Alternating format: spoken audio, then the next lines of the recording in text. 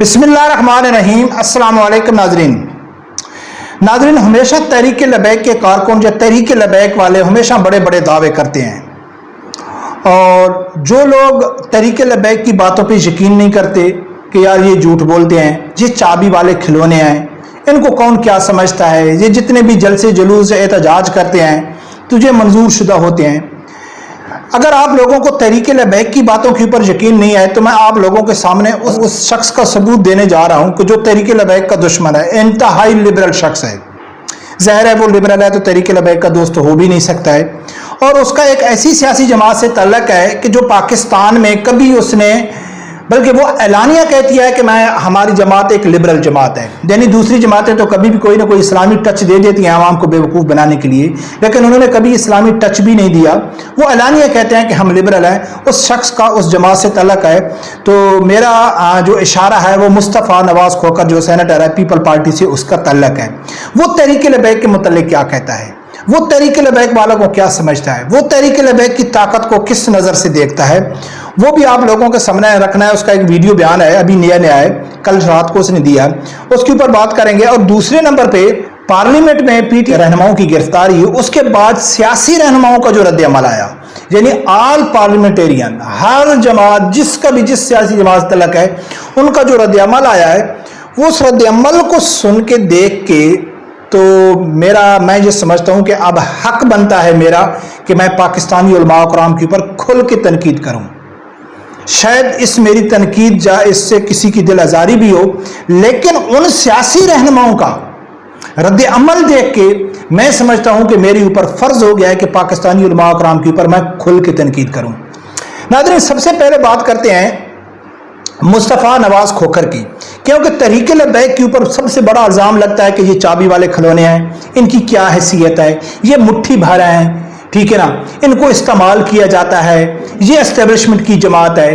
लेकिन कई सहाफ़ियों ने, कई लोगों ने, यानी कि एक हम कह सकते हैं कि बड़ी बड़ी टीवी टॉक शो में आके, एक निजी महफिलों में इस चीज़ का यानी कि एतराफ़ किया है कि पाकिस्तान में अगर कोई निडर, बहादुर, दलेर लीडर है तो वो साद हुसैन रिजवी है, और वो जो मुतालबा करते हैं वो मनवाते हैं। लेकिन यानी कि सियासतदान कहते हैं नहीं जी, ज़्यादातर सियासतदान कहते हैं कि नहीं ये तो चाबी वाले खिलौने हैं, ख़ासकर उनके जो सपोर्टर हैं, ठीक है ना। लेकिन तहरीक लबैक का दावा है कि नहीं जी हम तो किसी से नहीं डरते, हम तो सबको सीधा कर देते हैं, मुतालबात मनवा कहते हैं। तो इसी हवाले से जब सियासतदानों के, जब पीटीआई रहनुमाओं की गिरफ्तारी हुई, गिरफ्तारी किन की हुई? पीटीआई रहनुमाओं की, और उनके हक में बयान कौन दे रहा है? मुस्तफ़ा नवाज़ खोखर, ठीक है। तनकीद किसके ऊपर कर रहा है, और उस तनकीद से जो तहरीक लबैक को फायदा पहुंच रहा है, और सुनने वाले लोगों का अगर अल्लाह की ज़ात ने उनको अक्ल और शऊर दिया है तो वो बहुत कुछ समझ सकते हैं मुस्तफ़ा नवाज़ खोखर की गुफ्तगू से। तो वो तहरीक लबैक के मुतालिक क्या कहता है, ये वीडियो सुनो, फिर आगे जाके बात करते हैं। आज से एग्जैक्टली 2 हफ्ते पहले इस्लामाबाद के अंदर भी एक जमगट्ठा इकट्ठा हुआ 2 हफ्ते पहले जी। और जो उन्होंने गुफ्तगू की, जो उन्होंने धमकियां लगाई, जो उन्होंने फतवे दिए, सुप्रीम कोर्ट ने दौड़ लगा दी, पैरों में बैठ गए उनके कि जनाब बताएं कि क्या करना है, जजमेंट बदलनी है, हुक्म तो कीजिए। पैरों में उनके बैठ गए, दौड़ लगा दी। और यहां पर आप एक सियासी जमात के पीछे पड़ गए जिनके सामने आपका जोर नहीं चलता, वहां पर तो आप फौरन पैरों में बैठ। ये जनाब कहता है कि ठीक 2 हफ्ते पहले आपने देखा नहीं इस्लामाबाद सुप्रीम कोर्ट के सामने क्या हुआ, ये लोग गए, इन्होंने क्या क्या धमकियां दी, क्या क्या फतवे दिए, लेकिन सुप्रीम कोर्ट उनके पांव में पड़ गई कि जी फैसला वापस चाहिए, ये ले लो। किसी की जुर्रत नहीं हुई उनके खिलाफ करने की। लेकिन आपने पार्लियामेंटेरियन का देखा, यानी कि उसका डायरेक्ट जो इशारा था वो एस्टेब्लिशमेंट की तरफ था कि आप लोगों ने पार्लियामेंटेरियन को गिरफ्तार कर लिया, और जो लोग आपके घर में बैठे थे, जहां आपका बस नहीं चलता है, आप उनके घुटनों में टेक गए। तो यानी कि मुस्तफ़ा नवाज़ खोखर ने ये वाज़े बता दिया है कि तहरीक लबैक के सामने सब अदारे घुटने टेक देते हैं, वो यानी कि किसी की नहीं मानते। तो अब कारकुनों को क्या चाहिए?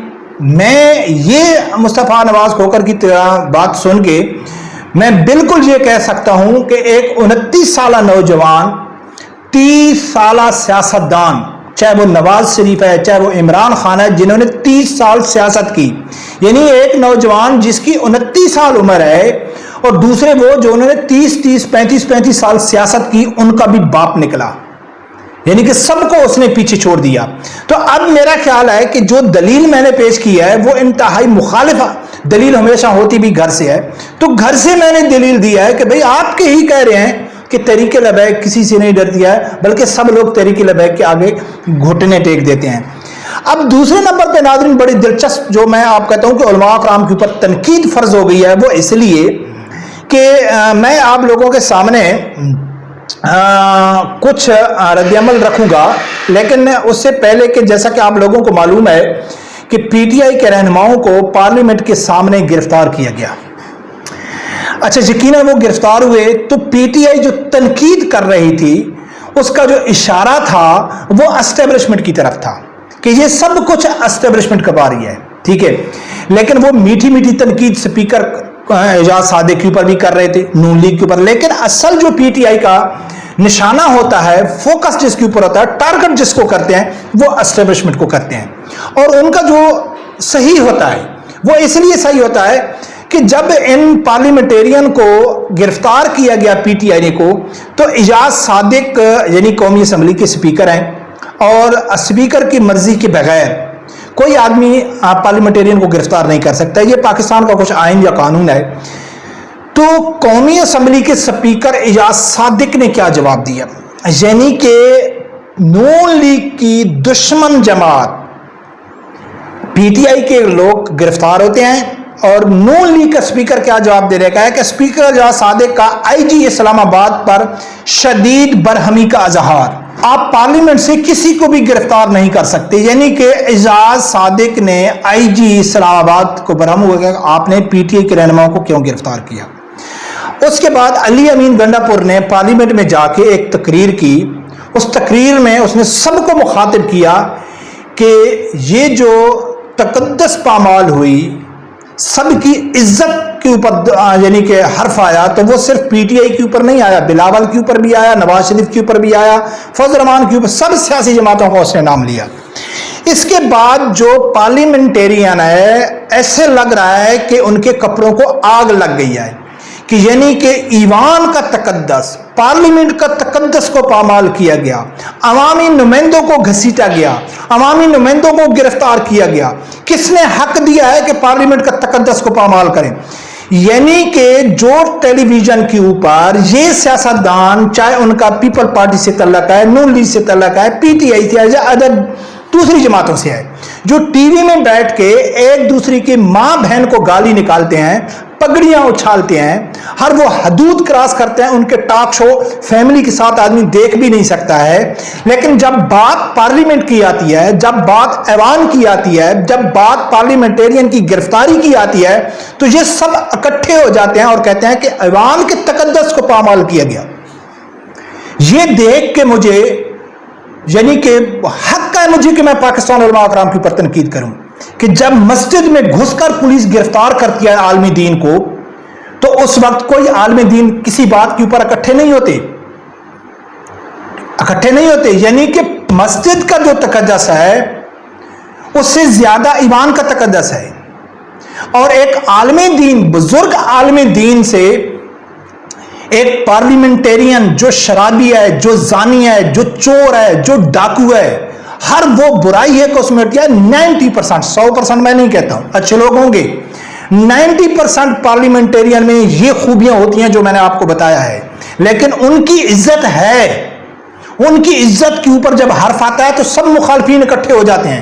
لیکن جب علماء کرام کو مسجد کے اندر گھس کے مسجد کی عزت کو پامال کر کے علماء کرام کو گرفتار کیا جاتا ہے, تو علماء کرام اکٹھے نہیں ہوتے, وہ بیان نہیں دیتے, وہ بلکہ الٹا تنقید کرتے ہیں, یار وہ سیاسی آدمی ہے, اس کو ایسا بیان نہیں دینا چاہیے تھا. جی اب بھگتے نا اس نے بیان دیا ہے.